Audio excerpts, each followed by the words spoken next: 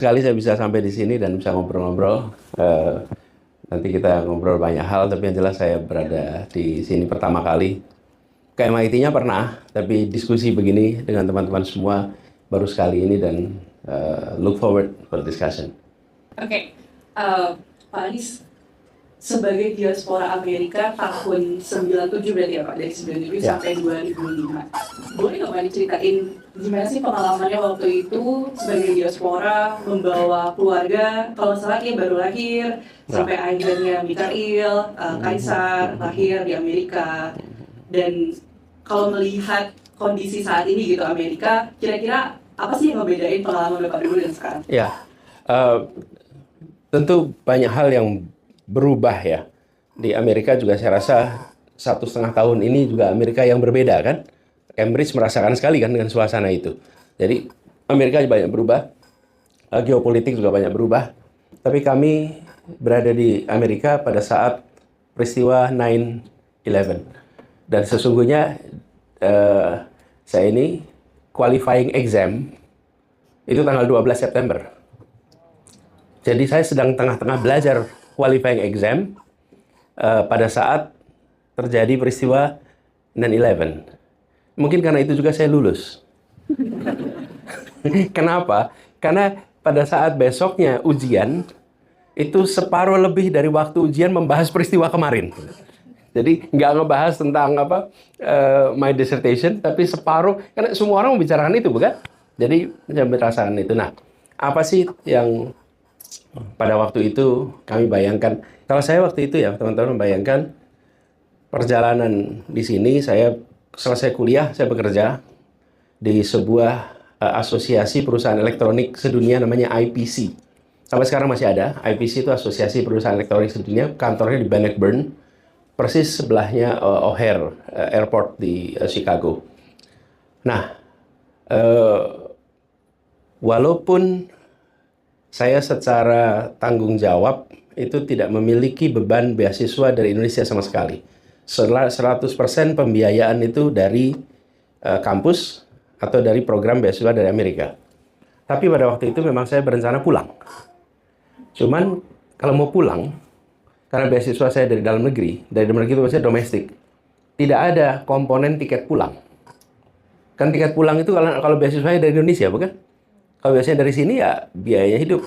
Lalu karena itu saya bekerja dulu supaya saya bisa pulang dengan sudah bekerja di sini. Nah, saya ingat pada masa itu di ujung saya bekerja hampir 2 tahun, manajer saya di sana itu bilang, Anies be responsible. Kenapa? Karena 2004-2005 itu sedang ada SARS. SARS itu apa ya? Flu burung. Flu burung yang pada waktu itu di Amerika dan di Eropa larangan untuk travel ke Asia itu tinggi. Saya dengan anak 2, mau ketiga, memilih untuk pulang. Atasan saya ingat, saya bilang waktu itu, Anies be responsible. We are about to sponsor you for a green card yang bisa bekerja di sini. Terus saya sampaikan bahwa saya ini sejak zaman kuliah di kampus di Jogja dulu memiliki 3 kriteria untuk pekerjaan. Saya bilang, 1, intellectually growing. 2, financially good. Nggak usah bilioner tapi strong. 3, socially impactful.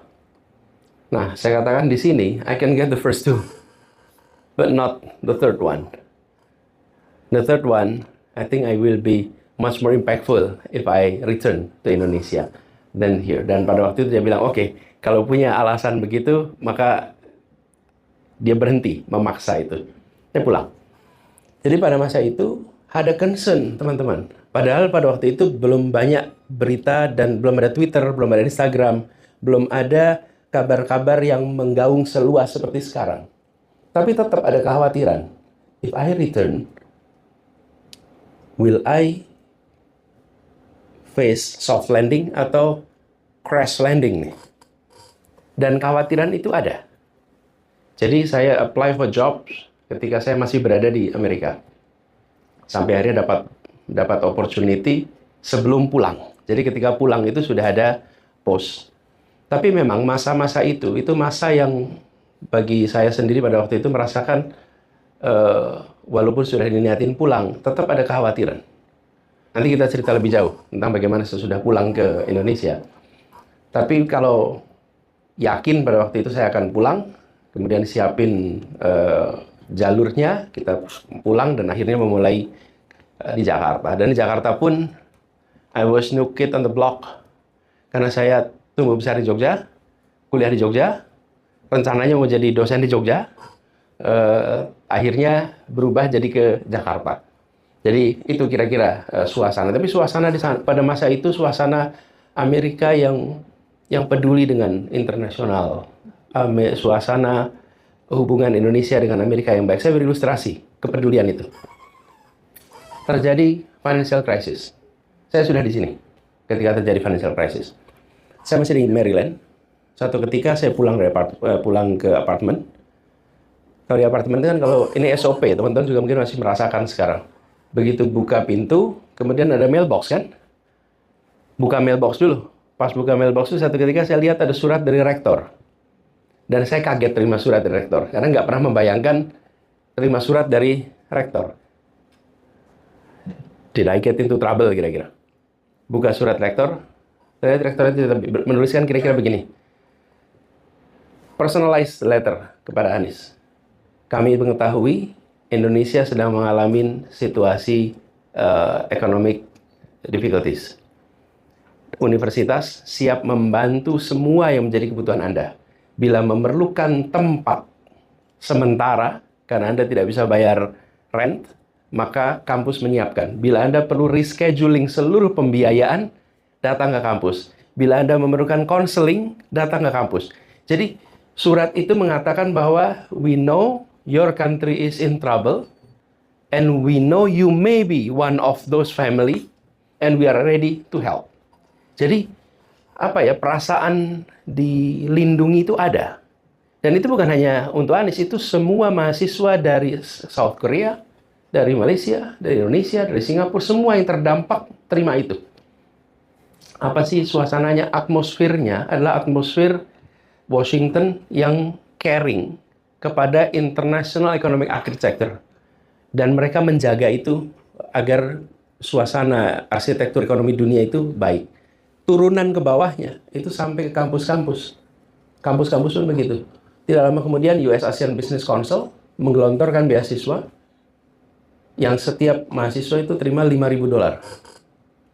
Business group yang beroperasi di Asia itu menyiapkan beasiswa lewat US Asian Business Council, sampai sekarang masih ada di Washington, dan memberikan bantuan kepada mahasiswa Indonesia, mahasiswa Asia Tenggara pokoknya yang terdampak. Jadi suasananya pada masa itu domestik Amerika bersahabat, hubungan Indonesia-Amerika juga baik, suasana global baik. Nah, yang berbeda pada waktu itu, Indonesia sedang masa transisi dari otoriter ke demokrasi. Itu yang berbeda. Other than that, nggak ada yang unik. Itu kira-kira, Asa. Thank you. Pak. Jadi menarik dan mau tanya lebih dalam. Kalau tadi Bapak kepikiran untuk balik ke Indonesia saat kondisi Indonesia lagi masa transisi ya Pak ya. Nah, apa sih yang jadi keputusan Bapak waktu itu? Oh, saya harus balik dari tadi 3 poin memilih social contribution itu ya Pak ya. Apakah ada ambisi lain atau apakah ada faktor lain yang akhirnya merasa this is the time? Kalau pada waktu itu tidak ada yang khusus. Saya membayangkan dari 3 kriteria itu ya jadi dosen. Intellectually growing, financially good, socially impactful. Itu kira-kira yang saya, karena itulah kemudian saya ke kampus. Nah, ada ini catatan teman-teman. Saya mengambil bidang disertasi saya tentang desentralisasi. Sebenarnya saya sudah menulis proposal 1 semester tentang peran kaum kapitalis mantan aktivis terhadap jatuhnya rezim Orde Baru. Karena di balik jatuhnya Pak Harto, itu di situ banyak aktivis-aktivis tahun 70-an yang menjadi pengusaha raksasa, yang mereka ikut bergerak di belakang mahasiswa yang kelihatan di depan. Saya mau meneliti itu. Udah jadi proposalnya. Tapi pada saat itu lahir anak kami Mikail. Pada waktu itu saya lihat Mikail lahir nih, this baby itu is about future. Terus saya reflect atas apa yang saya kerjakan. Nah, malah disertasi saya ini kayak pelajaran sejarah. Ngomong masa lalu. Sementara kita akan bicara ke depan. Apa yang sedang baru di Indonesia? Itu peristiwanya tahun 2000. Nah, saya melihat yang baru di Indonesia itu apa sih? Desentralisasi. Ada demokratisasi, ada desentralisasi bersamaan. Di negeri yang selama ini otoriter dan sentralistis. Maka saya waktu itu I'm betting gitu. I think the future of Indonesia adalah Indonesia yang memiliki otonomi daerah. Karena itu udah disertasi saya tentang otonomi daerah, dan akhirnya that was my first job. Saya menjadi National Advisor untuk Decentralization for UNDP. That was my ticket untuk pulang. Dan saya merasa bersyukur sekali pada waktu memutuskan, saya tidak membayangkan. Tapi lesson learn-nya apa? Baca apa yang sedang terjadi, apa tren yang muncul, apa yang harus diantisipasi, dan I want to be part of that future. Itu kira-kira. Faris, berarti balik dari US, berkesempatan menjadi researcher, lalu memimpin para Madinah, sebelumnya bahkan membuat Indonesia Mengajar ya Pak, sebelum akhirnya terjun ke bidang pemerintahan, menjadi Menteri Pendidikan dan Kebudayaan, memimpin DKI Jakarta, dan akhirnya mencalonkan diri sebagai kandidat presiden tahun 2024 kemarin. Nah, yang pengen ditanya ini Pak, dari perjalanan karir itu, prinsip atau benang merahnya apa sih Pak? Bapak menentukan dari satu bidang, akademisi, menjadi pemerintah. Ya, itu saya tidak pernah bisa membayangkan kesempatan apa yang dibuka atau panggilan apa yang muncul. Jadi, bagian yang saya rasakan ya, saya kembali ke Jakarta, saya bekerja di UNDP, dan karena urusannya desentralisasi, maka saya diberikan kesempatan untuk berkeliling Indonesia. 1 bulan itu bisa 15 hari berada di daerah. Saya nggak pernah keliling Indonesia sebelumnya. Saya tinggal di Jogja, SD, SMP, SMA, kuliah, ya di situ aja. Lalu ke Jakarta. Tapi begitu jadi National Advisor on Decentralization, saya keliling Indonesia. Karena pekerjaannya desentralisasi. Dan exposure itu reshape my view tentang apa yang sesungguhnya menjadi kebutuhan di bangsa kita. Dan disitulah muncul exposure, muncul gagasan. Akhirnya menjadi Indonesia Mengajar. Karena melihat kenyataan-kenyataan yang ada di seluruh Indonesia. Beda sekali. Saya belajar desentralisasi, saya belajar literatur. Tapi ketika berkeliling, pada masa itu, membuat perspektif itu jauh lebih kaya. Dan dari situlah kemudian ada ide-ide tadi, seperti buat Indonesia Mengajar.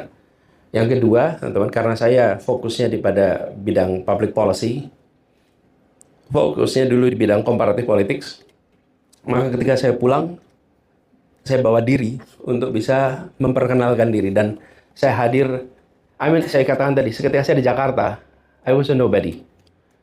Tidak ada yang kenal juga, ini orang-orang dari Jogja. Jadi saya sering datang resepsi-resepsi yang tidak memerlukan undangan. Bekalnya kartu nama aja. Namanya apa? Misalnya nih, Hari Kemerdekaan Singapura, Hari Ulang Tahun Queen Inggris. Acara-acara resepsi itu, yang kumpul adalah policy makers. Yang kumpul adalah elites of policy makers, elites of politics, elites of business. Jadi saya datang tuh ke sana, bawanya kartu nama, memperkenalkan diri. Bukan mengenal diri secara satu-satu, tapi connected to them. Dan itulah yang kemudian membantu sekali, di mana saya bisa mendapat kesempatan untuk bertukar pikiran, untuk berinteraksi. Karena saya tidak bisa berinteraksi dengan orang-orang yang bisa mengambil keputusan apabila saya berada di luar loop. Nah, untuk masuk ke loop, saya menghadiri acara-acara seperti itu. Itu di awal saya pulang. Lalu, yang saya rasakan sekali ketika saya muncul kesempatan-kesempatan yang tidak terduga dari interaksi itu. Jadi, peluang yang kemudian terbuka undangan, termasuk saya jadi ikut bicara di berbagai forum bersama Pak Khatib Basri dulu, justru karena tersambungkan dengan itu. Pertamanya one-on-one, setelah ngobrol one-on-one, waktu itu masih dipanggilnya Mas Anies, why don't you come and talk to our group, terus talk to their group, habis itu kemudian bertahap muter. Nah, lalu ketika sampai ke pemerintahan, saya juga tidak pernah membayangkan bahwa satu saat diundang untuk ikut di dalam kabinet 2014. Kemudian di DKI, itu juga sama sekali tidak terbayang. Prosesnya kalau diceritakan panjang, tapi singkatnya, semua kesempatan-kesempatan itu terbuka, panggilan-panggilan itu terbuka, tapi ketika dijalani, ini salah satu hal yang saya refleksikan teman-teman, kerendah hatian bersama birokrasi itu sangat dibutuhkan. Karena akan bekerja dengan birokrasi. Birokrasi di seluruh dunia, termasuk di Amerika, itu tidak pernah menjadi mesin yang efisien. Dan punya kultur tersendiri yang kuat. Dan ketika berada dalam birokrasi, maka harus bisa menavigasi dengan baik. You have to win their hearts. You have to work with them, like it or not. Karena birokrasi itu ada di situ. Kalau teman-teman kesempatan ada waktu kosong, baca buku klasik, judulnya Bureaucracy. James Q. Wilson. Itu Anda bisa baca di buku itu bahwa birokrasi dimanapun itu seperti itu. Nah, pengalaman saya sebagai orang yang kembali dari Amerika, sekolah di sini, bekerja dengan sistem yang efisien di kampus, balik ke sana, kemudian masuk ke dalam birokrasi. Tadi malam saya sampaikan sama teman-teman di perpisahan, itu sama seperti habis naik kendaraan di jalur cepat, terus tahu-tahu pindah ke jalur lambat. Oke? Itu kalau pindah jalur lambat, pilihan kita tetap ngebut dan nabrak semua kendaraan jalur lambat, atau slow down dulu, lalu ajak yang lain-lain untuk tambah kecepatan. Jadi pengalamannya kira-kira, satu, bisa melihat Indonesia lebih luas, lebih dalam. Yang kedua, membangun jejaring sesuai dengan bidang, karena bidang saya public policy, ya saya bangunnya di bidang situ. Yang ketiga, ketika dapat kesempatan untuk berada di dalam sistem pemerintahan, maka kita harus navigasi kultur, navigasi struktur dengan benar dan baik. Tantangannya tidak mudah, nanti kita bisa ngobrol lebih jauh. Tapi saya melihat, teman-teman, ada sebagian dari kita yang ketika berada di dalam birokrasi, ketemu dengan segala macam tantangan yang dahsyat, yang luar biasa. Tapi di sisi lain, kita juga bisa membuat birokrasi itu bekerja for us, dan itu tergantung bagaimana kita mengelolanya. Itu salah satu takeaway dari yang saya dapatkan selama ini. Gitu, Asa. Iya, Pak. Dan saya jadi keinget kalau saat Pak Anies kemarin selesai dari DKI, sempat ada gelar perkara Formula E 19 kali ya, Pak ya? Kalau nggak salah ya. Nah, yang jadi pertanyaan, Pak, dengan ujian kemarin proses birokrasinya seperti apa, gimana Pak Anies tetap menjaga idealisme dan gimana Pak Anies menghadapi ujian-ujian itu? Ya, tantangan soal berada di pemerintahan itu akhir-akhir ini adalah kriminalisasi, dan itu fakta. Saya pun merasakan proses itu. Teman saya merasakan juga, Tom Lembong dan yang lain-lain sekarang sedang merasakan juga. Nah, kalau kita perhatikan, saya waktu itu katakan pada semua teman-teman, pertahanan terbaik di dalam menjalankan atau di pemerintahan, pertahanan terbaik adalah ketaatan pada SOP. Itu udah pertahanan terbaik. Karena ketaatan pada SOP itulah yang akan membuat kita punya argumen untuk menjelaskan apapun yang kita kerjakan. Yang kedua, you have to win the hearts of your subordinates. Mereka harus believe in what you're doing. Bukan hanya mengerjakan. Kenapa? Karena menjadi pemimpin dan menjadi pejabat itu dua hal yang berbeda. Menjadi pejabat, semua kata-katanya diikuti. Tapi belum tentu disukai. Belum tentu disetujui kata-katanya. Tapi memang harus diikuti. Kenapa? Karena you have the authority. Tapi kalau jadi pemimpin, maka mereka mengerjakan dan mempercayai apa yang dikerjakan. Ini yang tantangan kita. Karena ketika subordinates itu mempercayai yang dikerjakan, they become part of it. Itu yang saya rasakan. Jadi ketika selesai dari ketika di DKI tadi disebutkan belum pernah di KPK itu ada gelar perkara sampai 19 kali. Pak Jaya Suprana sempat usul, Mas kenapa nggak diusulkan masuk ke Muri aja gitu. Karena kalau gelar perkara itu ya sekali 2 kali, kalau nggak ketemu kasusnya ya udah selesai. Ini 19 kali gelar perkara. Akhirnya lewat. Mudah-mudahan lewat terus teman-teman. Tapi kalau pelajaran dari saya itu ada 1 SOP, 2 win the hearts. Kemudian yang ketiga, you have to talk to all segments. Nggak bisa teman-teman bekerja di dalam setting sosial, ekonomi, politik di Jakarta, di Indonesia saat ini, di mana kita tidak berinteraksi dan berteman dengan semua. Berinteraksi dan berteman dengan semua.